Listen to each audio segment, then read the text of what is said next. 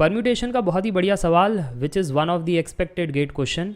तो चलिए देखते हैं कितने सारे गेट एस्पिरेंट इस सवाल को बना सकते हैं। ये सवाल समर्थ ने एज अ डाउट पूछा है ऑन एप्टीट्यूड कोर्स। सवाल ये है, how many batting orders are possible for the Indian cricket team if there is a squad of 15 to choose from such that Sachin Tendulkar is always chosen. 4 option है, video को pause कीजिए, try कीजिए, फिर मेरे solution को देखना। ओके, सोल्यूशन देखें। मुझे पता है बहुत सारे स्टूडेंट जब भी परम्यूटेशन कॉम्बिनेशन पढ़ते हैं ना तो फॉर्मूला रट्टा मारते हैं और देखते हैं कौन सा फॉर्मूला यहाँ पर यूज़ होगा, फेल हो जाएंगे वो। मैंने आपको एप्टीट्यूड कोर्स में भी कहा था कि फॉर्मूला रट्टा मत मारो in permutation combination and also in probability. Concept समझो, अगर कंसेप्ट समझे तो कोई भी सवाल बना लोगे, टेक्निक तो वही है। तो जैसे मैंने ये क्वेश्चन रीड किया तो मुझे समझ में आया बैटिंग ऑर्डर पूछा जा रहा है तो ऑर्डर मैटर करता है, यानी परम्यूटेशन का सवाल है, ठीक है।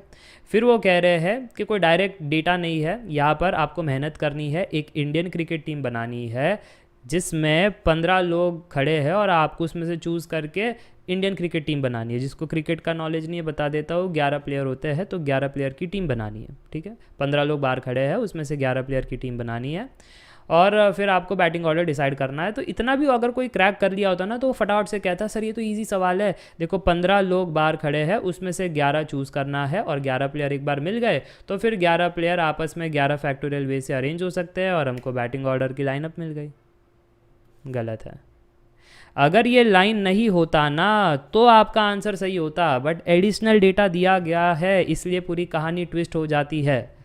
एडिशनल डेटा क्या है? सच that Sachin Tendulkar is always chosen, और इसके वजह से अब पूरा का पूरा स्टोरी चेंज हो गया। अब 15 लोग बाहर नहीं खड़े हैं, सचिन तेंदुलकर ऑलवेज आपकी टीम में होगा, इसका मतलब 15-1 बाहर खड़ा है, ठीक है। 15-1 बाहर खड़ा है क्योंकि वो जो एक है ना वो सचिन तेंदुलकर वो आपकी टीम में आ गया। तो फिर बाहर कितने हो गए? 15-1 यानी 14 हो गए, ठीक है। तो 14 प्लेयर्स बाहर खड़े हैं और आपको टीम बनानी है इंडियन क्रिकेट टीम, जिसमें कितने प्लेयर होने चाहिए? सर इंडियन क्रिकेट टीम में 11 प्लेयर होने चाहिए, राइट। 11 प्लेयर होने चाहिए और सचिन को तो मैंने पहली जगह दे दी है। तो अगर मेरे पास 11 सीटें थी, ओके, तो सचिन तो पहली आकर के बैठ गया। अब कितनी सीटें बची है? 10 सीटें बची है। कितने लोग बाहर खड़े हैं? 14 लोग बाहर खड़े हैं। तो मुझे लगता है अब आपको समझ में आ रहा है कि आपका जो कॉम्बिनेशन का फॉर्मूला होगा वो इस प्रकार से होगा कि 14 लोग बाहर खड़े हैं और मुझे सिलेक्ट करना है 10। ऐसा क्यों हुआ? क्योंकि सचिन को आप हमेशा चूज़ कर रहे हो, हमेशा, ठीक है। तो क्योंकि सचिन को हमेशा चूज़ कर रहे हो तो वो टोटल में भी सचिन नहीं आ रहा है और आपके सिलेक्शन में भी सचिन नहीं आ रहा है, ठीक है। इसलिए एक कम हुआ है, टोटल में से 1 कम हुआ है और 11 की टीम बनानी थी उसमें 1 कम हुआ है। ये बात समझ में आई?